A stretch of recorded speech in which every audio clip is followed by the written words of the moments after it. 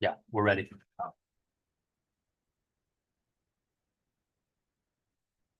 Welcome, everybody. So glad you all are here. Yay! I want to give big applause to all of you for joining us, to our amazing poets. My name is Seba Sarwar. I serve as the Poet Laureate for Community Affairs, and Lester Graves Lennon is the Editor-in-Chief of the Altadena Poetry Review. I'm just really thrilled to host this event, really thrilled to have you all here. But before we begin, we pause to acknowledge the Altadena Library sits on the unceded land, the tongue of lands. We realize that this acknowledgement on its own is not enough, but it is a necessary first step. Let us take this moment as an opportunity to reflect on the ways in which we can participate in decolonial practices. As you know, this month is also Indigenous Peoples Month. I think the whole year or century, all of it should be. We need to represent that consciousness. So it's really to know that. As I said, my name is Seba Sarwar. I'm really delighted that you're here joining us in celebration of words for poetry in the Altadena Poets Laureate tradition in the Altadena Library. Has been offering to Altadena residents in the LA County for coming up on 20 years. This has been happening right here for 20 years. We will be having a big celebration in April 2026. So get on the mailing list. There's a sign up at the back. And do join it because we need to know what all the programming is all about. Our programming this year is a reflection and healing after the fires, even as we make connections between local and global struggles and histories.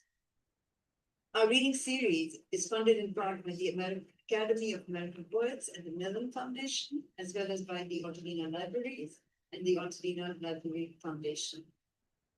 One of many thanks to our new program manager, Christina Cortez, sitting in the back. If you have questions about any programming, anything, go to Christina. Thank you, Christina, as well as to the Altadena Libraries team, Nikki Winslow, who's the executive director, now be here today, Brent Wall, who makes these beautiful flyers, Catalina Theodoros, and Alex Chen, who is doing the live streaming. Thank you so much, Alex. Also, many thanks to past Poet Laureate for the legacy that they have built. Before we get started, just a few quick announcements. Lester, did you want to announce the deadline? I did. Thank you. Feels good here. Not on the screen. Unless you're not on. Better. Let's go. Just wanted to announce, as you know, some of you know, that top submissions for the poetry anthology for 2026 is now open, and it will be open until December 1st. For guidelines, please go to poetry, Altadena Poetry Anthology.com. All that you need to know there. Very simple process. Hopefully, all of you will submit. Thank you. Especially the poets reading today, yes, and everybody on the open mic. For those who haven't signed up, thank you, Lester. The flyer for submission with information is on all the chairs, so you can pull that up. There's a lot of flyers on all the seats, but that's there. Our next event is Saturday, November 15th. It's a poetry workshop, open to all, and it's led by Karna Rachel Salmon. That flyer is also on your chairs. It looks like that, and it's open to everybody. You don't have to pre-register. Show up and write. Love to have you. And also, we have a poetry. Our following event will be December 10th, 2025. It's called "A Wall is Just a Wall" in honor of Saja Shakur, who passed away recently in September. The The event was already planned, so it's just interesting that we have that planning already, but now it's even more relevant given her passing. The event features Olga Garcia Echeverria, Ian Dunde, Pagalion, Tracy Kato Hirayama, Jessica Kashibara, and emerging poets Alvaro Ramirez and Natalia Rivera. And please note, all our readings this season have an open mic component. There are 10 slots at each event, including today, and we ask that you limit your reading to one poem. If you want to sign up for the open mic, the sign up is on the back. So you just get over at some point and sign up. This afternoon's theme, Queer Poets Resist, is timely and necessary. I'm sure you're following the verdict of this Trump Supreme Court, through which they are targeting the trans community. Many predict that LGBTQ plus marriages are under threat as well. But today and always, we have voices of resistance. We know that laws cannot erase truths. We will open the afternoon with our emerging writers, Maya Hernandez and Yami. Maya, an Altadena resident, was part of the inaugural cohort of Pasadena Unified's district's think tank and worked on a literary anthology that we will be releasing soon. And our second emerging poet is Yami, and I'm not going to say your age because it's on the bio, even though you said it. And you were introduced to us by Miriam Gerba.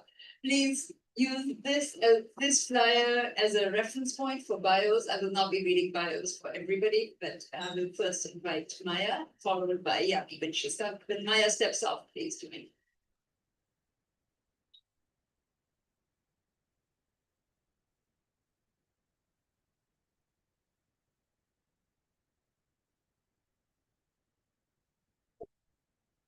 Hi, everybody. I'm Maya. I'm going to be reading 3 poems today, kind of about different aspects of my life and as a queer person and how that affects everything that I do, and also being a survivor of the Eaton fire, which is very relevant right now.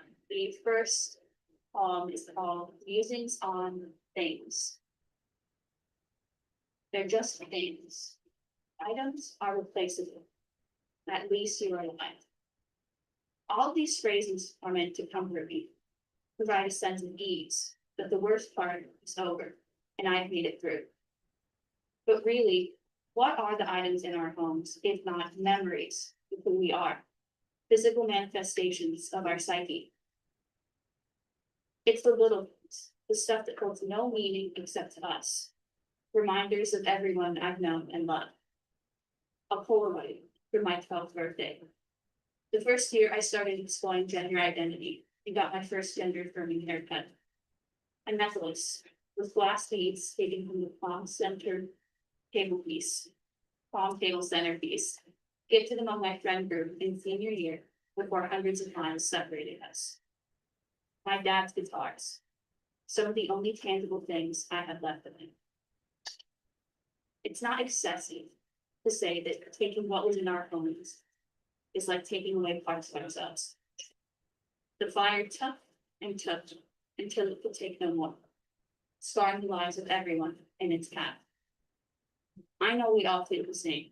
I hear it in the sighs we breathe when seeing reminders of our home. A precious item we used to have, smelling the scent of the burning wood. We can never get it back. And I think that's what hurts means. Trudging through it all without the things that make us, us.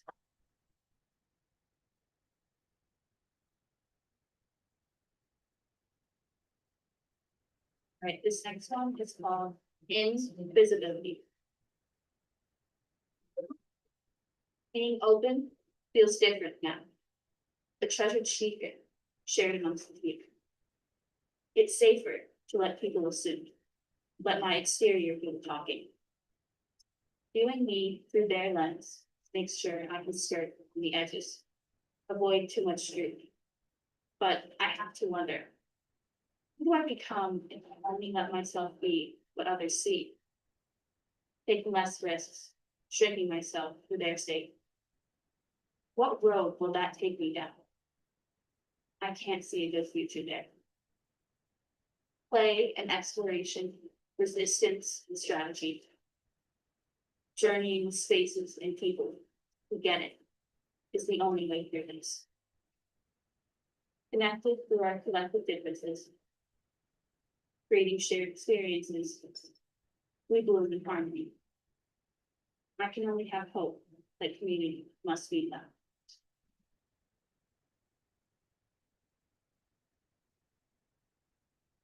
And this last one is from a zine that I did back in 2021, part of the Queer and Teen Sanctuary hosted by kind of the Altadena Library and a bunch of other different local organizations. I don't know if the zine is available online, but this is what I wrote as part of it. Who am I? Without my body, my vessel, right? With no feelings of wrong. No doubling back and taking Legos that don't quite fit. Putting myself into the shape would be heaven. If I were to be plucked out of myself, stuffed into a box, a new angle of perception, would I still be me? Yes. Uncertainty is the only thing of which I am certain. The ever-evolving, always moving enigma of myself. I am the emptiness of the void, the magnitude of the universe. Encapsulated in my fleshy vessel, grounded in my everything.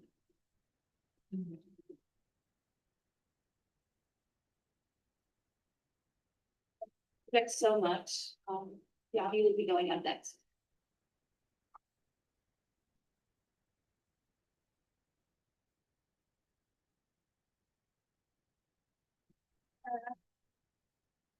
Hi, this is my first reading. I have like my written I'm sorry. So yeah.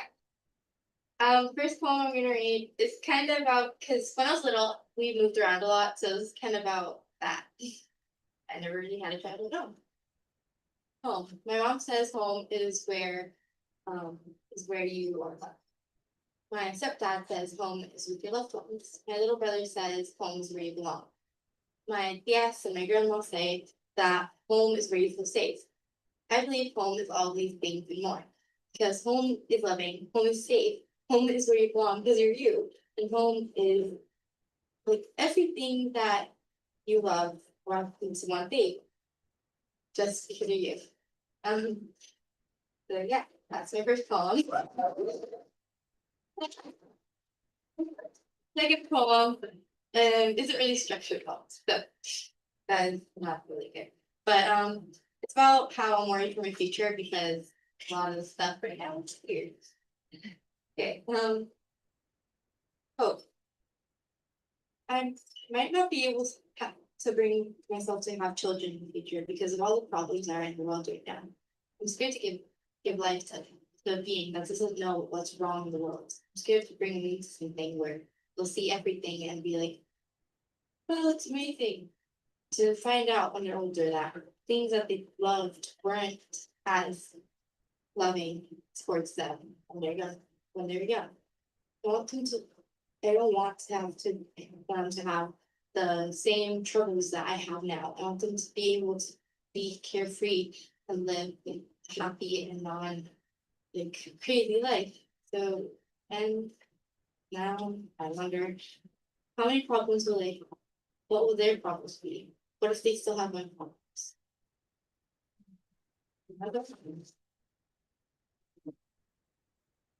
I really have.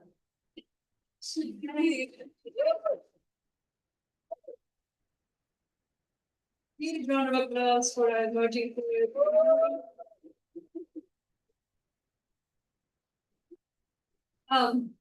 Thank you again. Congrats on your first reading, Maya, many, and you will do many more. And for those who are just walking in, there is an open mic sign up at the back. We're moving into the next segment of our readings. For those of you, for everybody to access the bios of our amazing poets, please use this flyer because that is there. But I do want to brag a little bit and say I'm so honored and thrilled that I know them all. Comedians. And so I already have my signed copy from all of them. So I just want to show those and flash those, and if you want them, you should go back and buy them, and if they don't have them here, like talk to them, and they will make sure you will get them, and they will sign. Correct? We will do that, right? So just really thrilled to have Mayor Gerber, Veronica Reyes, Angela. What's your last name? Colin Richardson. And Kennedy. Just thrilled to have you all here, and we'll just read in that order. At least I'm not going to read bios or anything, just step up and be ready. And the next person steps off this thing. And delighted.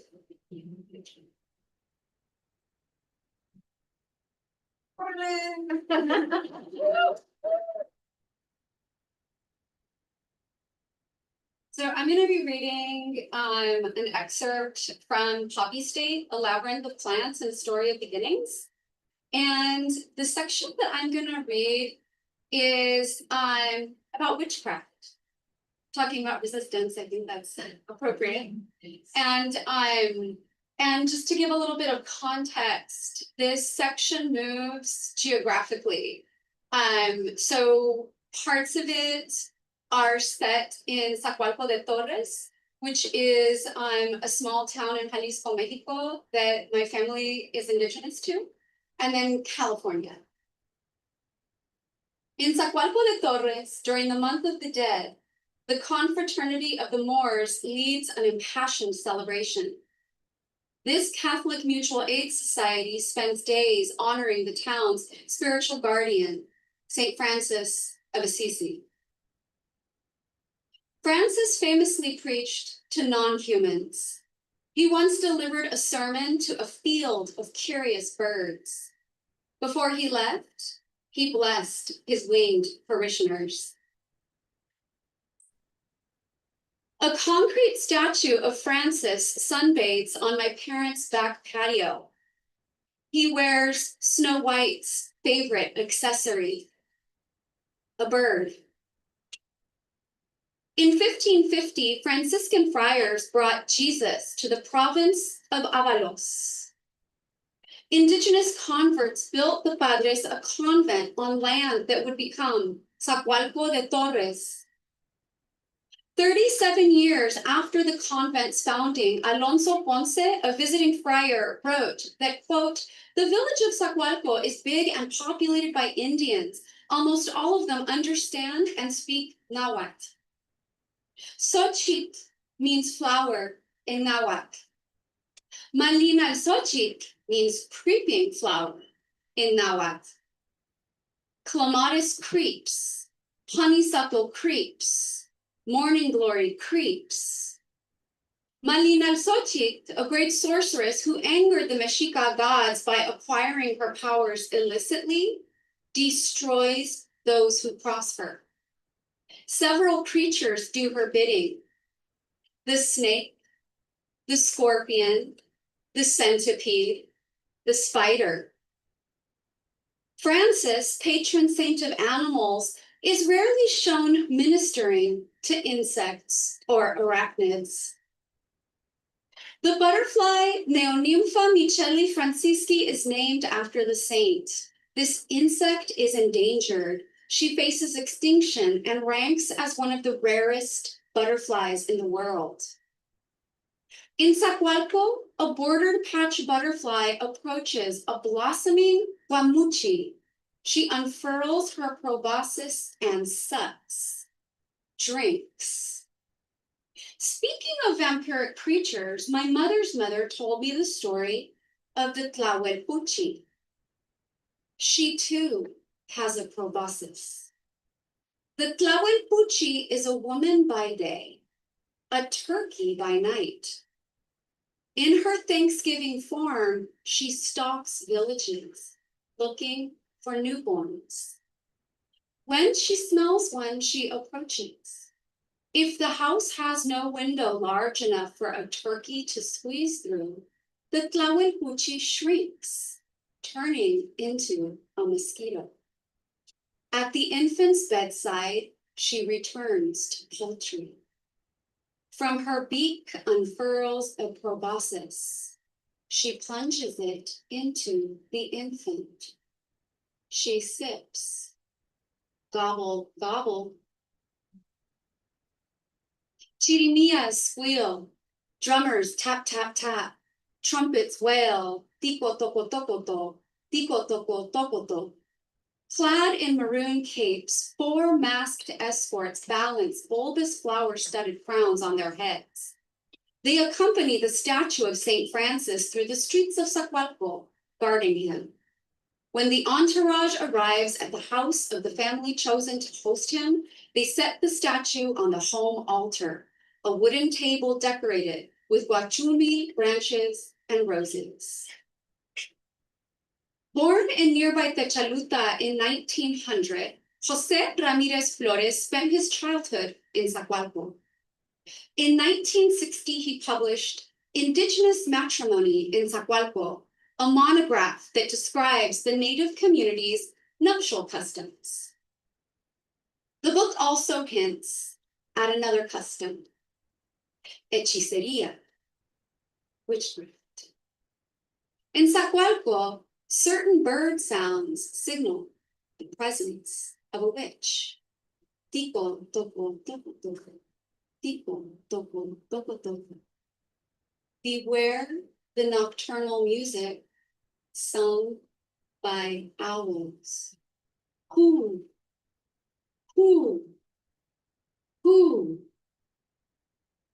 Should you fall ill for no discernible reason, consider your enemies. Who have you recently insulted? In Zacualco, witches make rag dolls representing those who have offended them. The women stab them with cactus thorns, beating the dolls until the offender bleeds. Once they have sated their desire for revenge, the witches bury these dolls. The groove-billed Ani, an inky black member of the cuckoo family, has terrorized Zacualco for hundreds of years. Some call her the ticus. Slightly larger than a grackle, this bird has a large curved beak whose weight might be the reason for her clumsiness. While this dopey creature may seem harmless, the ticus might as well fly with a scythe. She takes souls. A man whose long-suffering wife serves him a dish made with the meat of this bird will fall into a stupor from which he'll never recover. Praised be you, my Lord, through our sister bodily death, from whom no one living can escape. Who? Thank you.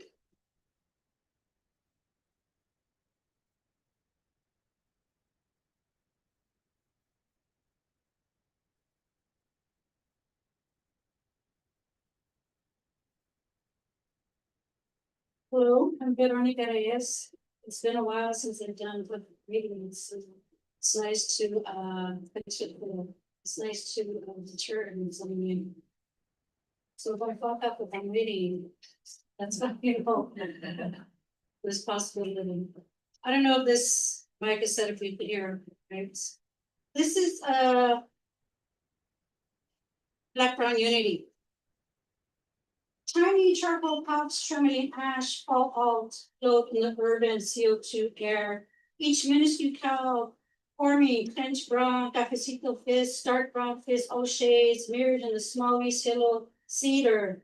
Fist throbbing heartbeats in the palm. Power to the people, power. Wait, who? Answer to the people, the people.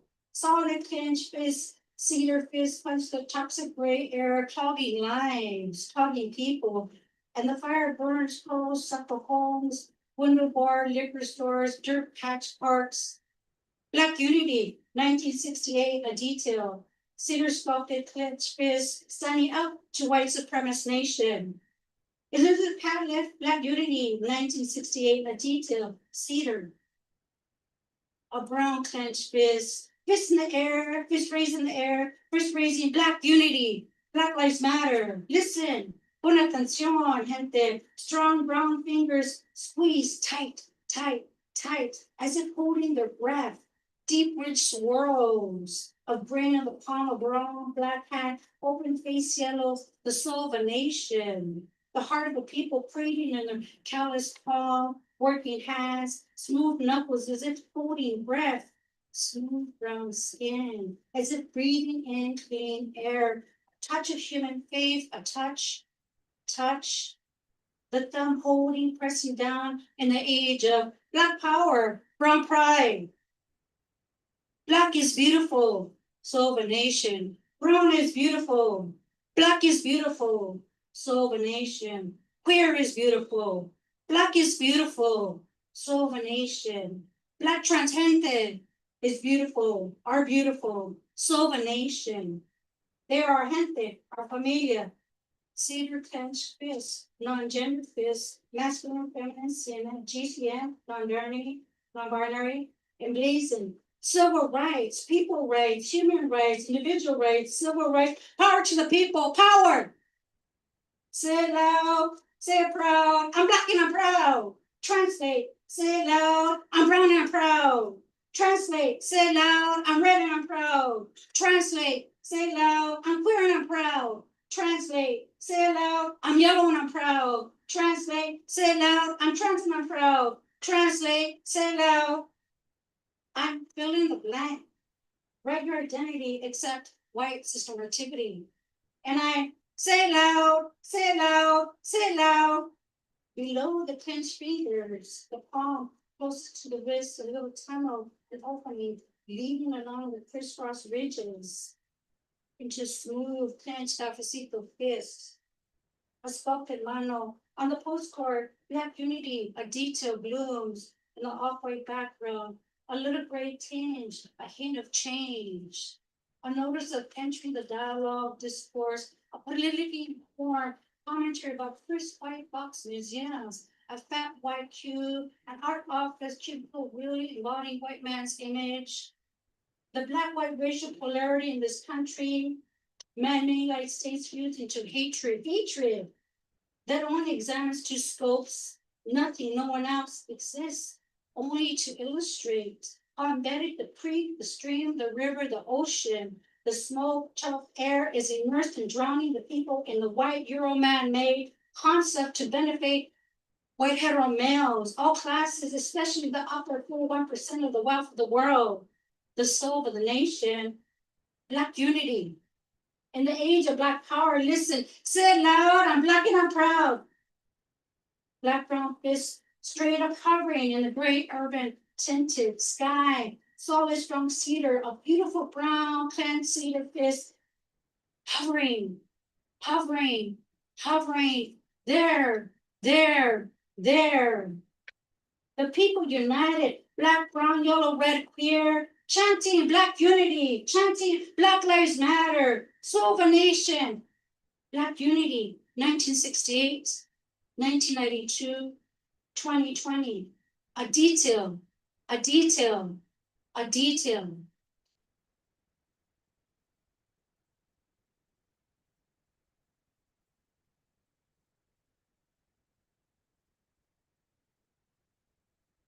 Manflora equals Manflora.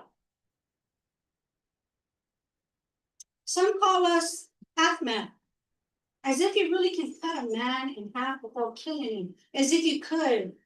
Says a lot about their mindset, their mental there. Some call us Manflora, as if a man plus a flower equals Manflora. So much privilege in that word, man. Says a lot about the mindset there, penile focused. Some call us Manflora, as if it can be a bad flower in life. Come here, misbehaving florecita, bandita, naughty flower. Ooh, Lord, full of travesuras, maldita, maldita, florecita. Says a lot about wanting to control body and language. Some call us mariconas, as if taking the root of maricon my beautiful fellow was really by the garganta, by the base, shoving it down by simply adding an S for plurality. Says a lot about the semiotic language. Puro semen, Simon. Some call us maricas, as if we are maracas or maricos. We're lovely gay boys. And you know what? We do. We make music, música, but ain't no compliment from them. Says a whole lot about how they insult us. Some call us marimachas, as if you can take a Maria and a macha equals marimacha. And create one being, one soul, one alma, but hey, that's called fucking. Sex, one inside the other. And you know what?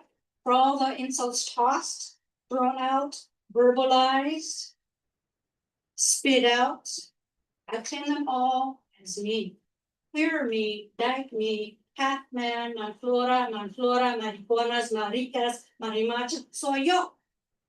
Yo, ain't no shame in any of that. You can. Yeah.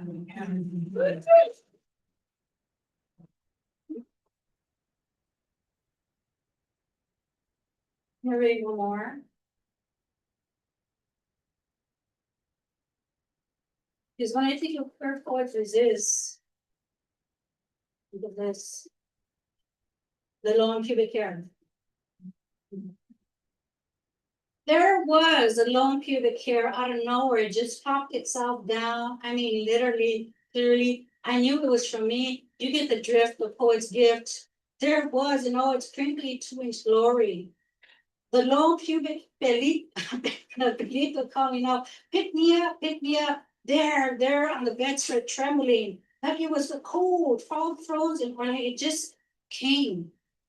There on the bathroom floor, towel waving, hello, it's me, a long pubic hair, so strand, there on the poet's black frame matte glasses, as if just emerged from the vulva.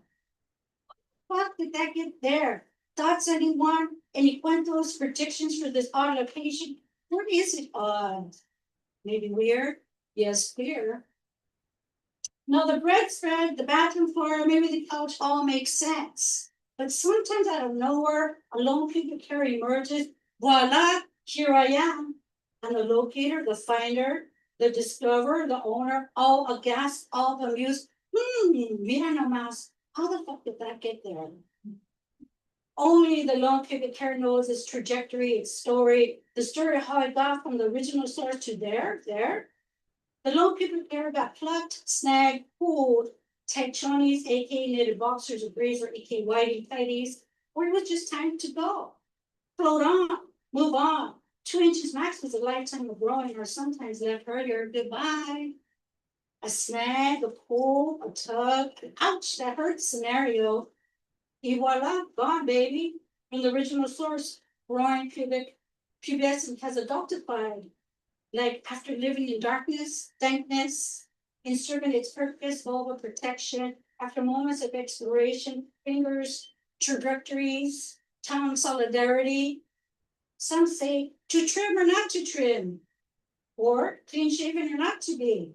But all that's binary thinking.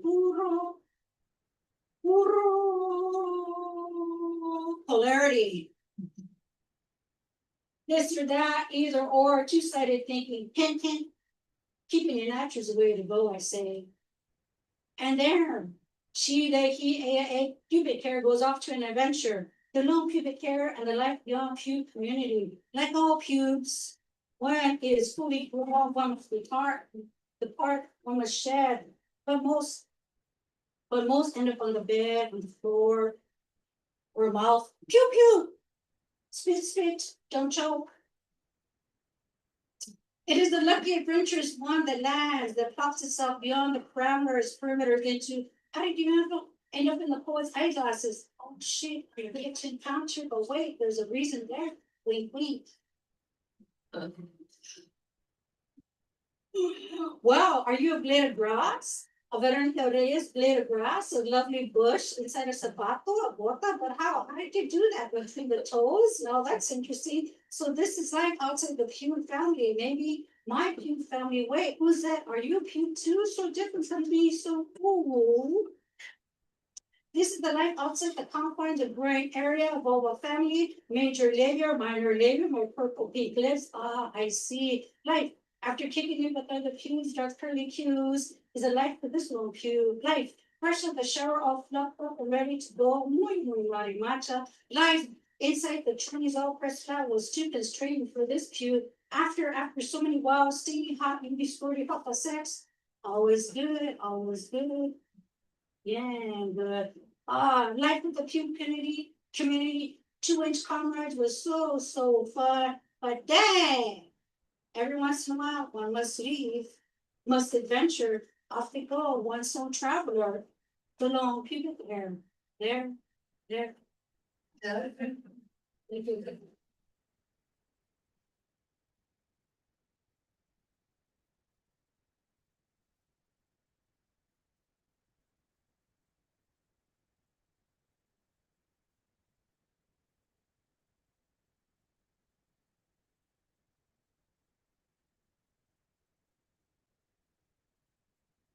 Hello, everybody. Thanks for being here. Thanks Seva and Altadena Library for bringing us together. It's gonna be hard for me to read my poems with, pubes in my mind, but I kind of like it though. I really do. Okay, so on that note, no, I wish I had a poem about pubes, but okay, I'll save it for another conversation. So thinking about queer magic and sort of in proximity to that, I one of the things I like to do when I do find the time to write is think about queer ancestry and kind of reimagining queer history, queer and trans history, because so much of that is always erased, right? And so in my own way, I like to have a conversation between me and my queer ancestors. And this poem was inspired by me having a conversation with one of my queer ancestors. And her name is Tamblot, and Tamblot is a Filipina freedom fighter who's from the island of Leyte, and was one of the folks that tried to resist the Spanish when they came, and unfortunately was killed in that resistance. And this poem is inspired by her, and also the whole idea of like colonial history and borders, and it's titled Desegregate Love. And I'm gonna just start my timer because I'm a Capricorn and I want to make sure that I don't go more than my time. Desegregate love. People too often mistaken our bodice for weathered armor. Write, document, sew our words into theory, then forget all over starlessly. You have burned all our libraries, sky gods. Send us rainwater, our thirst is biblical. Send us parachutes. We are coming down in numbers overseas, land bridge, border wall, barbed wire, fence, checkpoints, landing like funerary mantillas. Daughters, mothers, and children in exile and mourning. Our connective tissues clustering around our stigmas, kaladanas of the giving morning. These countries' hills, burial places marked by fracking and fractory, big tech, you dynamite us old school into luminous piles, refuse as far as our eyes can pray. You've made us into minnows, sea, spinners, and soft dorsal, gill, gull, brisseus, gyros, tangled in aluminum netting. You need to have us like small reef fish swimming amongst the rare and exploited coral. My ancestors meddle just like their land, awaken us to urgency, to everything, everywhere, nowhere, here. Dear ecologies of jungle matter, he lies again about the fallen, apprehends her as a dirty skirt. Where is a feminist archive? There is a feral archive, a queer suturing, genomes and cell walls with eyes trapping enough sunlight to love a morsel of bread. Backpack for a pillow, our heads wait for sleep under an overpass. Maps gesture toward railroads. We build a fire from fallen trees and garbage heaps. Why are my mother's flowers under siege? My grandmother's Silurian threads are 7-year-old trees. What three in us gather, unsaleable, weeping, bound to each other. The other two double-edged, hands and hips, shift to a squat move. The third, like a prayer vascular. They have been here to teach us how to prevail amidst curated surveillance since we were babies. On the shoulders of her, on her shoulders, till we filter victimization, resist like a flying children do, hydrologies of our neurology. We risk old skin. Every day, heaps on our backs, a new noxious mound emerges, a rank, not us.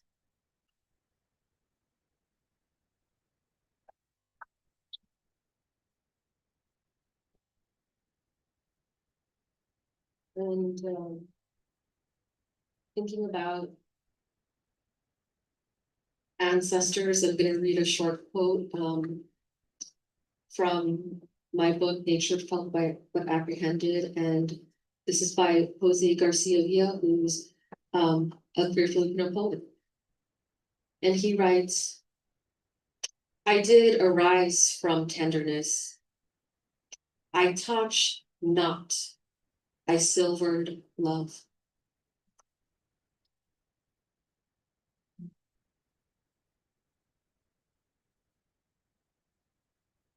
I really love your awkward class. It's all good, it's all good. I am the same way, I'm like, So this next poem is also informed by my Filipinx ancestors. And many years ago, I saw this film called Markova Gay. And it was a film about the drag queens, the Filipino drag queens during the Japanese occupation in World War II, and how many of these drag queens eventually became, because of war, had to be entertainers to the Japanese and the Americans, but there also became sex slaves, like comfort women at the time, for folks that know some of the history during World War II in that part of Asia. And I know this is a tragic history, but I just felt moved by this film, and I felt that writing this still honored them in their existence. And it's titled Letter to Streets That Burned You. Dear ungiven name, one who has been heard, if tied by rope, if paired with glass, if adorned in type. Dear sunbursts of whipped black wigs, emerald sorry starlets at the Subaki nightclub on the corner of Mabini Street. Dear Manila at dawn, ask the soldiers why they imprisoned them in barracks, now the Rizal Memorial Sports Complex. Dear golden gaze of Pasay, you know what's godlike. sugarcane field dandies, bitter melon bakla, queens in violet eyeshadows. Dear bar girl in a fish tank, nipple fringes rage to swaying hosannas, pinwheel earrings shine as still empty hands cup. Dear Minerva, Carmen, and Sophie, barnyard death before sunlight, they cut grass on their knees, gatherers of their own hair, applaud their femme bodies, anoint them where they lie. Dear black market healer, even blindfolded, you're much more than others realize, finger clasping shape of infinity, but someone made you believe mouth's the limit. Thank you, everybody.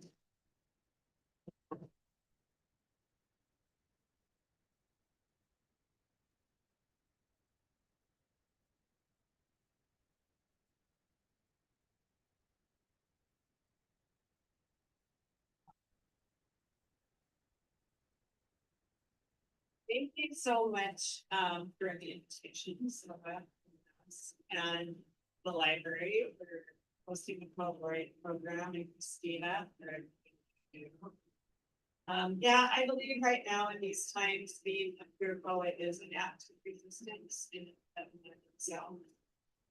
I'm gonna read this first poem, and I wanted to say that sometimes everything has to be broken apart, taken apart in order to move to the next stage of transformation. Everything here is broken. The big empty bungalow that was once our lives, filled with friends and family, adobo and music, drowning out the police helicopters with our lug of a Saint Bernard, Dakota, with my son, his Legos, trains, and stuffed animals. Once buoyant, he tells me, I'm so tired of struggling, and that he'd never follow us to Canada. Just another colonizer country, perhaps a little nicer, but colder. I cannot argue. An enormous butterfly flutters about our front yard, size of a pregnant hummingbird, something else attached as if it hasn't quite escaped the cocoon. Like my son, poised for takeoff, but stuck, ready for a life to begin, unable to shake an abiding sense of shame. I want so badly for him to take wing. Two windows shatter, one spreads like a spider web, a knob falls off our dresser and disappears, along with my belief in the ability to retrieve everything we ruined. In a dream, I'm amongst the stars, Orion's belt, the Big and Little Dipper, and planets I cannot name. Our saint is beside me, not whimpering. In the dream, my son is working and happy. My husband still my wife, not full of testosterone and yelling. My poem about the kind of man he wants to be, the social justice warrior, nonviolent, tender, has not become a lie. My son is still in recovery, and we blend together like I once thought a family could. In the raw light of morning, Dakota gets the first injection, finally without pain. She gives a peaceful sigh, perhaps running with the big dogs now. The second one stops her heart in a minute entirely still. They bring Dakota out of our house, and I think of all the gurneys, how many things in my life were carried out this way. People come calling, some with babies and pups, flowers, cakes, even groceries, and animals shiva. Outside, the front yard blooms, but inside, everything all around scorched earth. I won't try to explain what else has gone amiss. I stain surfaces with tears while the one I call my beloved sleeps. I fear we might also have to put us down.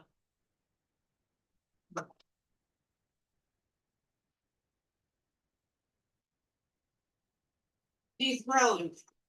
1. I was buoyant. Someone spelled Joy on my face when yesterday my son and I pranced about our front yard singing Deo, Deo coming, I want to go home. Later, we drove to the beach to celebrate his former recovery house friend's sobriety days. There, he surprised me by taking a one-day chip. Me, not asking for explanations, mouth gently closed. You see, I'm over the throwing myself on the floor.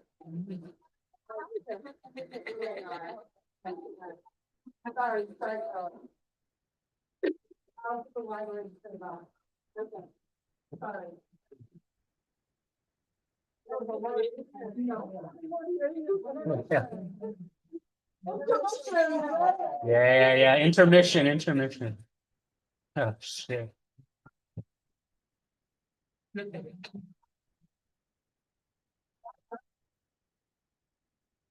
Turning it off. There, and so.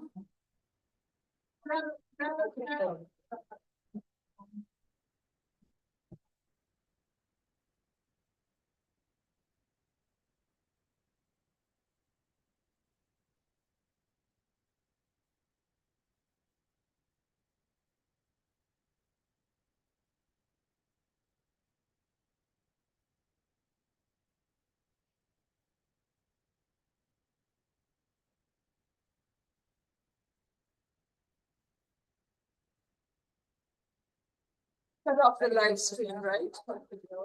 It's still going, but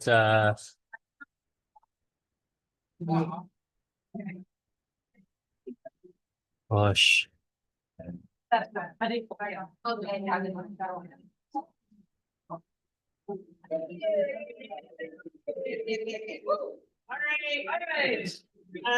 right, we're back. Maybe wants to sign up for the open mic in the back. Should I carry on? Okay. Yes. All right, I'm gonna start it again. Dethroned. One, I was buoyant. Someone spelled Joy on my face. When yesterday my son and I pranced about our front yard singing Day-O, Day-O, come in, I want to go home.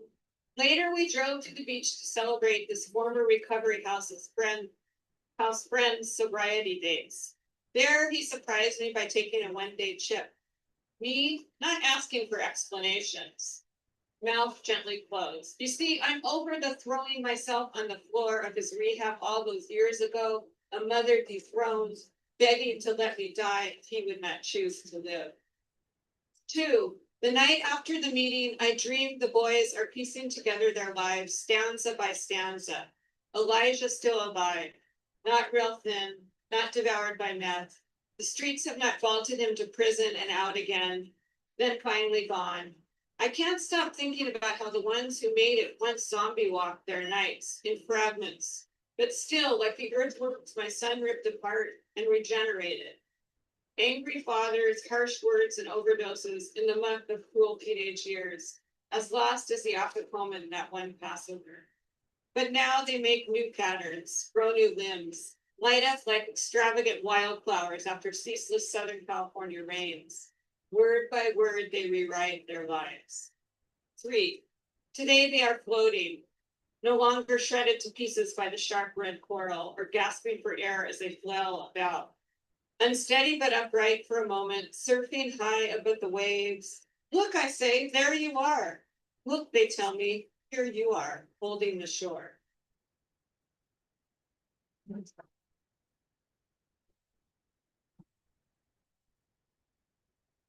Self-portrait as dung beetle. In the morning, I awake and begin to push my cargo. All the shit that keeps coming at me along the side of the road, a mass 100 times bigger than me. Momentum has carried me along this far. I lay another egg in it, I roll along, a better acrobat than anything else, balancing too many worries in my head, boxing away what I can, a clumsy somersault over what I can't budge. A willingness to move a house-sized burden through my days, no choice but to keep going. Some historic homes scheduled to be scrapped are instead being relocated to the burn zone in Altadena, an attempt to replace dwellings of generations reduced to ashes. Afternoon, and I see a mother pushing a safe the size of herself, lifting it into the car, charred, toxic, her 2 kids wandering the ruins of their once home, lost in days. Mothers wondering how to put their lives back together. That superhuman mother power where we lift cars off our children. Push, lift, I try to do this for my son as I worry about him being felled, a whale of continuing debt, a stray bullet attached to a masked bounty hunter, any kind of hater that overlooks his tender goodness and throws him to the sharks. They swim in shallow water here, and he has no enemies he will name, but still the tears pool nearby, waiting to fall quietly down his face. Balance, carry, he sends me the latest Spotify trick, an enjoined playlist, his music and mine. And Spotify tells us we could have a good relationship. We are closely matched. I keep rolling and pushing my way through the afternoon, listening to Denial is a River by Doechii, Leon Bridges singing Take Me to the River, and end with Real Love Baby by Father John Misty, and Helplessly Hoping by Crosby, Stills, Nash and Young. By then, the ball, bigger than the moon and heavier than the sorrow of the 7 babies I lost, rolls down and over me. I'll start again tomorrow.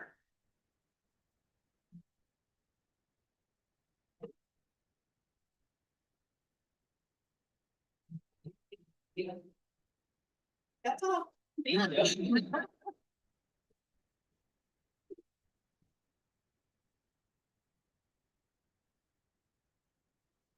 If I made it. I was stuck like this entire time, and I was waiting for a plumber, because even if you're a poet, plumbing happens. Before I get started too, after I'm done here, I'm about to go to my Sima Italia. I was going to be leaving the country because she's trans. And we've been friends for decades. Last week, because I'm a writer and I get kind of introverted and bury myself into things. And I work, I kind of emerge from that when my friends go. And again, these things, it's hard, these things. I come in today and I'm late and I'm tired and I'm thinking about my toilet. And I admit, I'm very young. And it's like I'm reading to see the sun with this. And if I told them anything so good, very true. It's an honor to me.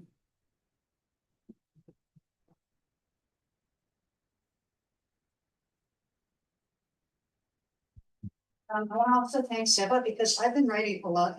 I've been reading from my novel for so much that you're letting me play with poetry again. So I super appreciate it. So thank you. Thank you. This is called Echo Needing to Pee. I once believed that I could be anyone's perfect girlfriend. For 5 years, even 10, I could do it. I could glean their favorite movies, their favorite sports, their favorite dishes. I learned to cook. I would listen to the patterns in their speech, learning when to nod and agree, and to talk in times I would step on their words. I'd let them yell when they needed to yell, do worse when they needed to do worse. Tell myself how much I loved them until they stopped and I could clean myself. I would learn their preferred settings for the thermostat, and if they sang, I would compose music just for their range. I would know what speed to drive up mountains to Big Apples, or to that place in Fairfax where a certain crowd of films, or to the beach to fuck under the waning quarter moon. I would learn how they wanted me, whether they desired rough seas or still waters, or slowly building souls. I once believed that I could be anyone's perfect girlfriend. 5 years, even 10. I once believed this was a good thing.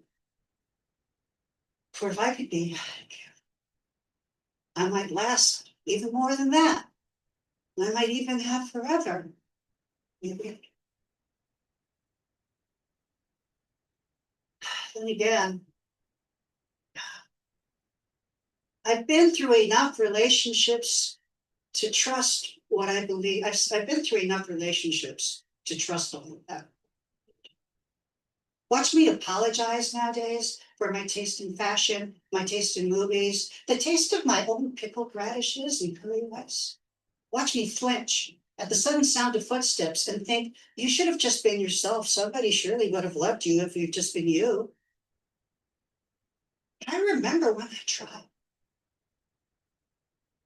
No, when I was. My skin. My fingernails drew blood from my forearm. I remember how I pressed my legs together. How I tried to become very small, a shadow lying flat against the wall, beneath the bed, behind the dresser, upon the floor. And I remember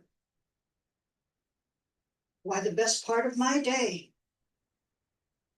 was closing the door and slamming that deadbolt shut.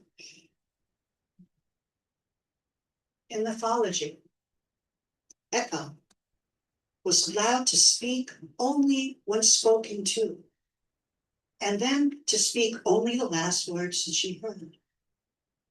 In mythology, Echo's curse, this was her curse for her lover.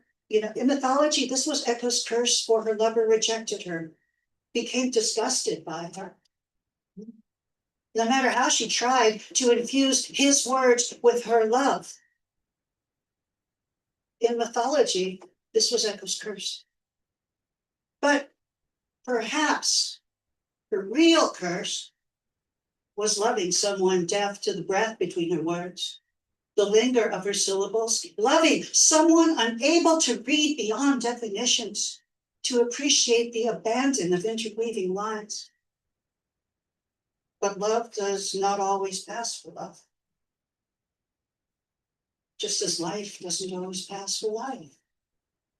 Love, life, love, life. I've learned that my life is far less passable than I thought it was. That I can never be true to what others know is true. In mythology, Echo was absorbed by the mother planet Gaia to echo all the singers and shouters, the cannonballs and panpipes, each resound, I love you all. But here, there's no confounding myth. Only years of talking about, what's that we have anymore. Yeah, I still fall in love too easily. I can still fall in love with any of you right now. For 5 years, even 10. Which is why the deadbolt remains my dearest. Behind it in the silence, I can hear my heart thumping. Then slowly, and I let myself breathe until I can finally hear its rhythm. And in its shadow, I can finally write about starships, donuts. I can play a thoroughly unconvincing rendition of Chopin's Nocturne in C-sharp minor. I can collect my Hello Kitty, make sweet mustard pickles, maybe fangirl over NASA finding signs of liquid water on Mars. Still don't know. Still don't know what's wrong with me. But others are certain it's there. The news says I can't be trusted in the bathroom. News says my passport should be confiscated, that my identity doesn't exist, that I should disappear as an echo, with all I love, with all I live, love, live, love. I still don't know what's wrong with me. Only that so many people know what I must be planning, even though I have no idea what I'm making for breakfast tomorrow. So many people I could fall in love with, though that would only make them angry. After 5 years, maybe 10, where they do a quick Google search on the phone. And yet if I do not exist, then how the heck did I write this? Why are you all here? How are you hearing any of this? as I send it through an open door to you. If you're still here, I might even invite you inside, serve you rice crackers and my favorite green tea. I would tell you that I've heard parables of teacups being empty, teacups being full. And having been accused of both being empty and full of it, I've learned that I might just be a teacup. Perhaps you're a teacup too. If so, may you find a safe place to rest.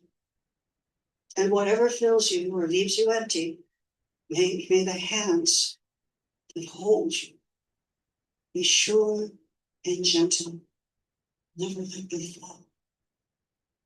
Behind the deadbolt, as I get up to refill the bowl of crackers, perhaps you would ask then what love might look to me.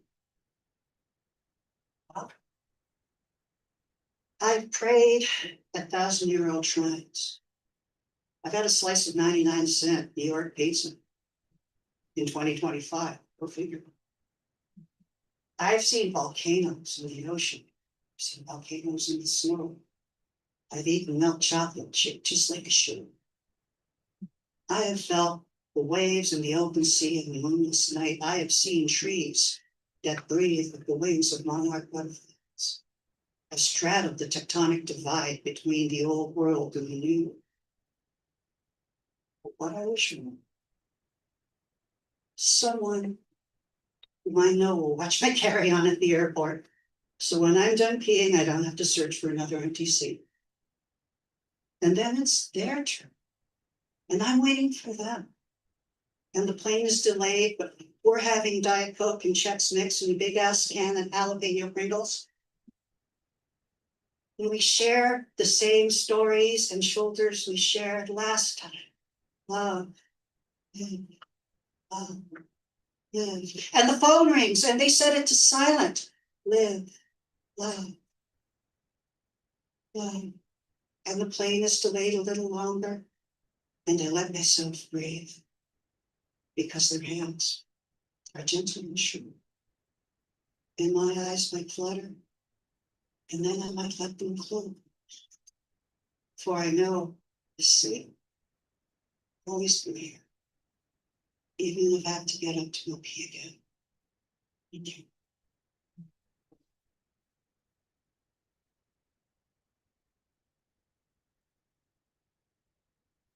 Thank you.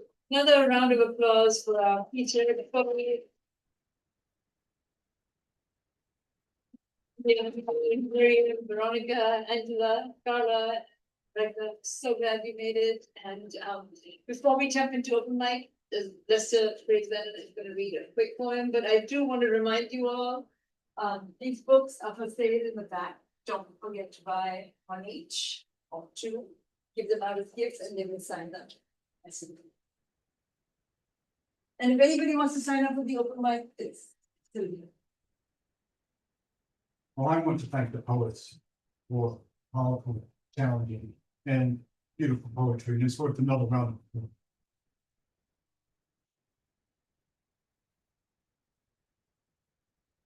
So I have 2 poems, each 2 minutes. The first, so much is happening in the world, and there are times when you want to breathe and you want to enjoy, and should you feel guilt about that, but you can just do it, even though horror is going on around you. And this is a poem about river rafting with my wife and daughter. We are on our first river. Its current turns and slides. I stroke and rudder as you paddle your side, then mine, and back. We find our rhythm. We learn another currency of hands. As we float, there are lands, lives in collapse, where the noon sun reflects a severed nature. We've read they hack hands off to show they can. We've seen the baby held by handless arms. We do not see the orphan hand, which we enchantment's grace curves, right hand guiding hers, showing the better way to grip the strength. The river's mirror ripples hand reflections before she leans against you, sharing plump. In ripping silence, a woman fails her child, starving for rivers, a raft of streets, sinking the unmuffled mother and her howling, handless hands, hurls her daughter from rooftop and falls, screaming as they launch, screaming as they sink. On rapids, we bounce and work, reach smooth water. We place our paddles up, glide with the river into perfection's newest trout jumping. Our daughter holds her mother's hand and laughs.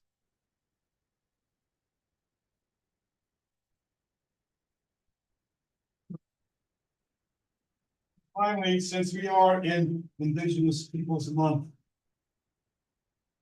there's a poem with Where Can We Walk? With an epic. The essential American soul is hard, isolate, stoic, and a killer. D.H. Lawrence. Our dead must walk with death beat, we hear one. Our dead must talk with death tongue, we hear talk. Hear those we sailed and bred to work to death, voiceless in failed fields, mute beneath sea's shields. Hear those we murdered, hurried, marched to death, speechless near steel rails, silent on mauled trails. Where can we walk and not walk on the dead? Where can we sing where death is not first sting? Where is the song to ring the right from wrong? What penance can we bring the uncleansed dead? What grace will spring for children's fresh comfort day? What grace repeal unseals the next crops dead from famines bedded feed, wars flesh name breathe? What mountain peaks high as the stacked dead, who stacking know their feet coins never do, to open polished woodworks to marble door? Where blinks the sign that says believe that small must dine in death's nest, on hushed board is best. Their blank birds rust for life are rarely heard. Each death bears stone seeds, crushed the heart.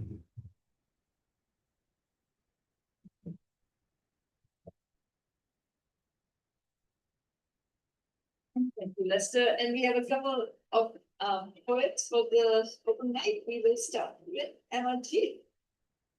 And just want to remind you, 1 minute, one poem each. So be very short.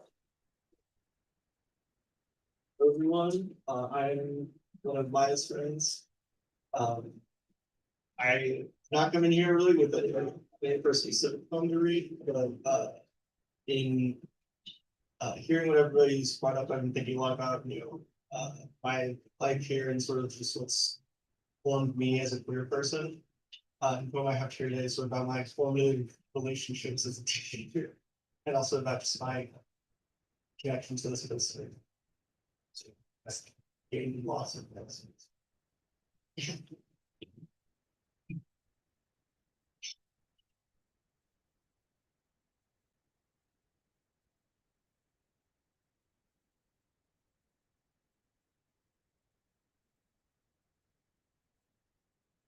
All hell. I still love you, and I see you everywhere. In the friends you made with mine, our favorite days and corners, time spent between worlds. It has lost our intimacy. I will never hear you again. Your hands will never touch my chest. I will never lie in your bed. I know I cannot handle how I must feel like. But how can I love and not love again and again? We're miles away and I walk down the street. Your fingers are tucked into my pockets. My lips curl and stomach ache around your name. My hands rest and tap, tap, tap away your songs. I think you must think of me again. I still love you and I see you everywhere. But how could I have marked your life so? In all the little time we had, I must miss your footsteps and have missed mine. I must miss your hands and ignore all that I held. You were reading in good first energy and Kaisa, okay, am I saying your name correctly? Did I say your name? No, oh, that's okay, you can say it. It's it's my Jan 8. Smoke, smell, taste of ash. We inhale our neighbors' homes. Call forth grief and rage. Thank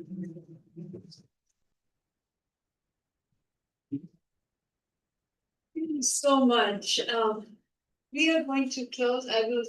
I will read next time, so you all have to come. A Wall is Just a Wall is happening on December 10th, right here in this room, but on a Wednesday night. So hope you can all join us. The flyers are out and available, so just grab a flyer.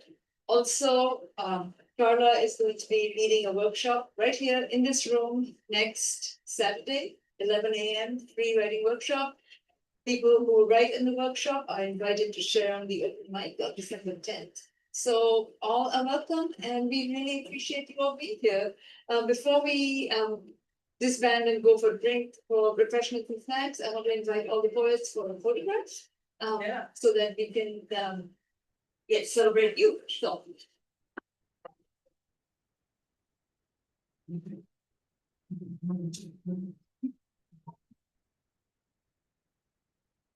Oh, okay, the rest you're gonna.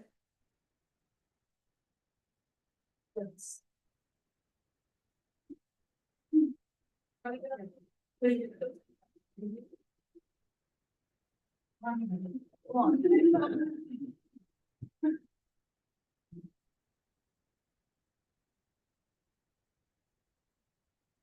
There's so many smiles.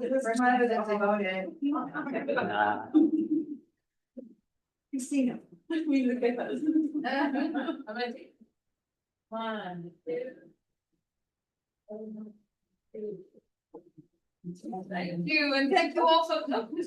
And thank you all for coming. And books in the back, it's nice to.